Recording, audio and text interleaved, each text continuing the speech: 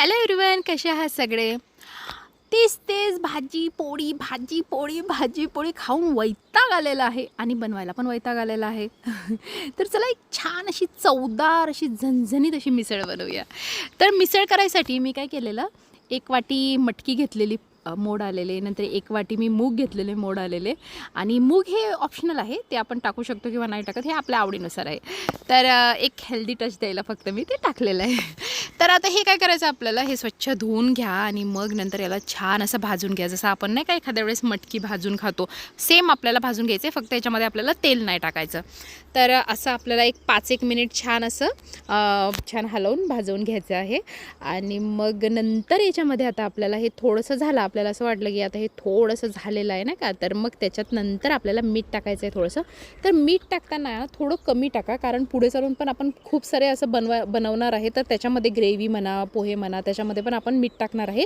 म्हणून थोडंच मीठ करा, म्हणजे लागलं तर आपण वरून घेऊ शकतो. तर नंतर आता याच्यामध्ये बघा छान असं मीठ आणि हळद टाकून मी हे मिक्स करून घेतलेलं आणि परत मी 1-2 मिनटं त्याला छान वाफेवरच होऊ दिलेलं आणि मग नंतर मी याच्यामध्ये 1 ग्लास पाणी टाकलेलं. आता हे 1 ग्लास पाणी टाकून आता आपल्याला 6 ते 7 मिनिट हे छान उकळी आता याची आपल्याला आणायची आहे. बरेच जण कच्ची पण मटकी टाकतात, पण कच्च्या मटकीपेक्षा या मटकीची टेस्ट खूप छान येते. तर हे तुम्ही स्किप करू नका, हे नक्की ट्राय करा. तर अशा प्रकारे आता आपलं काय झालेलं आहे, एक पार्ट आपला मिसळमधला एक पार्ट रेडी आहे. तर हे मी करून ठेवलेलं, साईडला करून ठेवलेलं.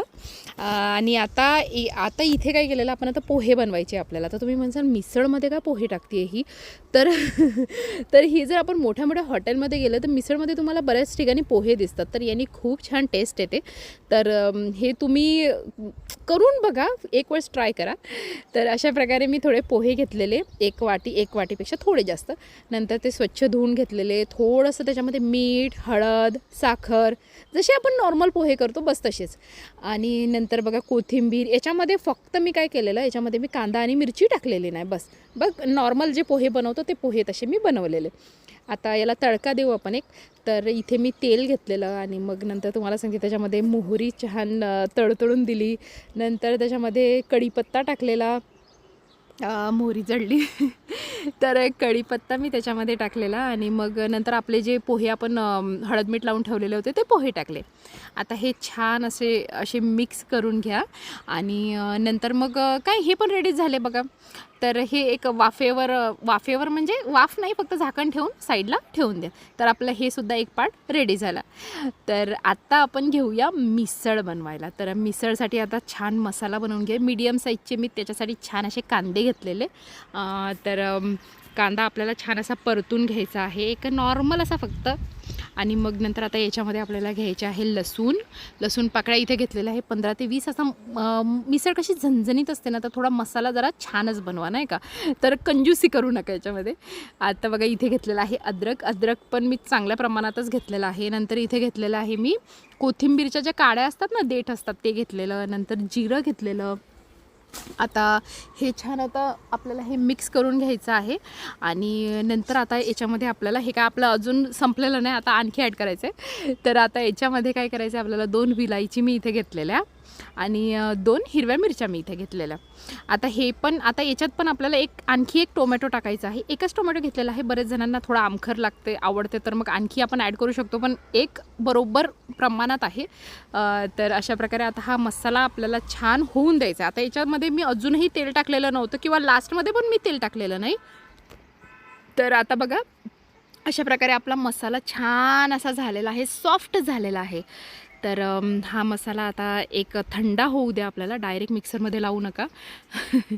तर बघा सगळं टोमॅटोसुद्धा सॉफ्ट झालेला आहे, कांदासुद्धा सॉफ्ट झालेला आहे. तर अशा प्रकारे हा मसाला रेडी झालेला आहे. आणि आता आपण थंडा मसाला झालेला आणि मग आता हे मी एक छान मिक्सरमध्ये छान बारीक अशी छान प्युरी करून घेतलेली याची. आता कढईमध्ये आपल्याला 3-4 पड्या, 4 पड्या आपल्याला इथं तेल घ्यायचं आहे. तर हे तेल बिलकुल जास्त नाही आहे, कारण मिसळचा मसाला पण आहे, म्हणजे याला छान आपल्याला म्हणजे असं मिसळ मसाला छान झाला पाहिजे, म्हणून बिलकुलही 4 पड्या तेल बिलकुल जास्त नाही आहे. तर बिंदास टाका आणि एखाद्या वेळेस तर चालतंच आहे. तर बघा जी आपण प्युरी बनवून ठेवलेली होती तर तो मसाला आपण याच्यामध्ये टाकायचा आहे आणि तो मसालाही छान आपल्याला फ्राय करून घ्यायचा आहे. तर आता हा मसाला याला मी काहीतरी 5-6 मिनिट लावले हे छान असं परतून घ्यायला. आणि नंतर मग आता इथे आपल्याला मिरची पावडर टाकायची आहे. तर इथे मी 3 चमचे लाल तिखट टाकलेलं आहे. तुमच्या आवडीनुसार तुम्ही कमी जास्त करू शकता. आता इथे मी टाकलेला आहे मिसळ मसाला. मिसळ मसाला कोणत्याही याच्यामध्ये दुकानामध्ये तुम्हाला किराणा दुकानामध्ये मिळून जातो नाही का. आणि जर घरी बनवायचं म्हटलं तर खूप झंझट कोण करत बसेल. जायचं दुकानात मिसळ मसाला मागायचा आणि टाकून द्यायचा बस.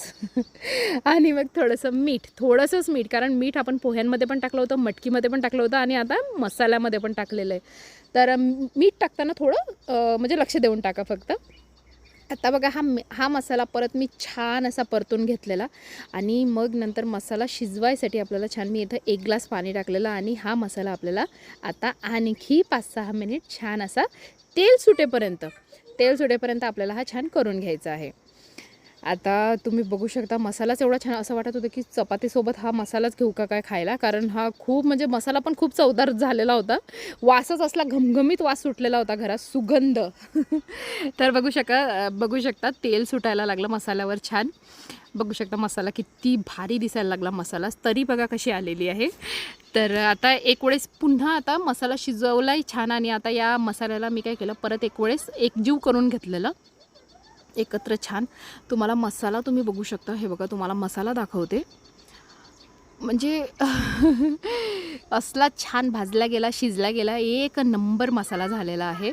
तर आता आपल्याला इथे काय करायचं आहे आपण जी शिजवून ठेवलेली जी मटकी होती ना आता ती मटकी हे बघा ती मटकी 10-1 मिनिट 6-7 मिनिट 10 मिनिट एक मटकी शिजवलेली आणि ती मटकी आता आपल्याला याच्यामध्ये टाकून द्यायची आहे. आता हे मिश्रण आपल्याला छान एकजीव करायचं आहे. आता डायरेक्ट याच्यामध्ये पाणी नाही टाकलेलं.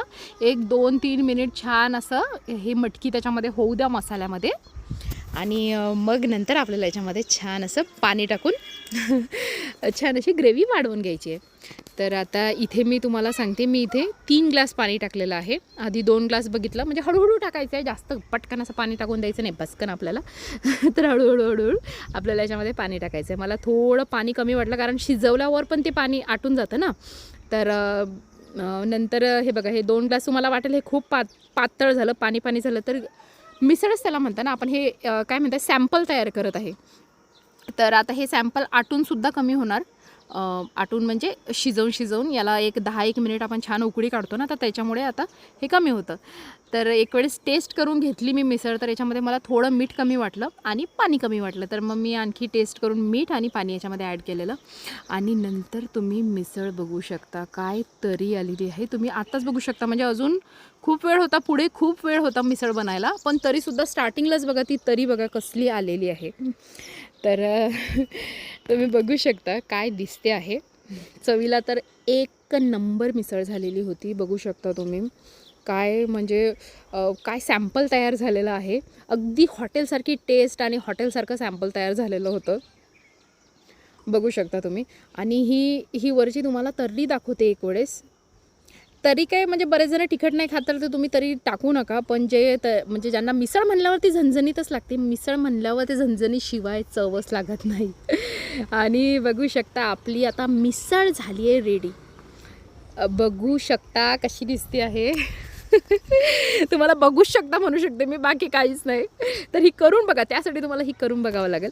तर बघा आता आपण हे छान आता प्लेटमध्ये घेऊया. तर त्यासाठी मी आधी छान पोहे टाकले आपले बनवलेले. नंतर मी सॅम्पलमधली मटकी टाकलेली आणि मग सॅम्पलमधलं मी टाकली ग्रेव्ही आणि मग त्यावर टाकली तर्री. आणि आत्ताच तोंडाला पाणी सुटते. करून खाऊन बसलेली आहे पण तरी आताही छान असं म्हणजे टेस्ट येते तोंडाला. तर हे बघा नंतर आता शेव चिवडा. आता हे मी हे स्पेशल मिसळ पावसाठी स्पेशल चिवडा भेटतो पण नाही तर एक शेव चिवडा घ्यायचा बस. आणि मग नंतर कांदा कोथिंबीर एक मस्त असा अर्धा लिंबू पिळला आणि मग काय ताव मारा. बघू शकता मिसळ असा कलरफुल असं. आणि असं नाही की एखाद्या वेळेस तर चालते राहू मटकी आहे हेल्दी आहे एखाद्या वेळेस तर पाव चालतोच नाही का. तर खूप छान रेसिपी आहे खूप टेस्टी रेसिपी आहे. दिवस बनून जातो संडे बनून जातो नाही का. जे नॉनव्हेज खात नाही जे व्हेजिटेरियन आहे त्यांच्यासाठी तर एक नंबर रेसिपी. आणि अशा प्रकारे आपली झणझणीत मिसळ झालेली आहे रेडी. तर ही रेसिपी तुम्हाला आवडली असेल तर नक्की लाईक आणि सबस्क्राईब करा. प्लीज करा, प्लीज करा, प्लीज करा. Thank you so much.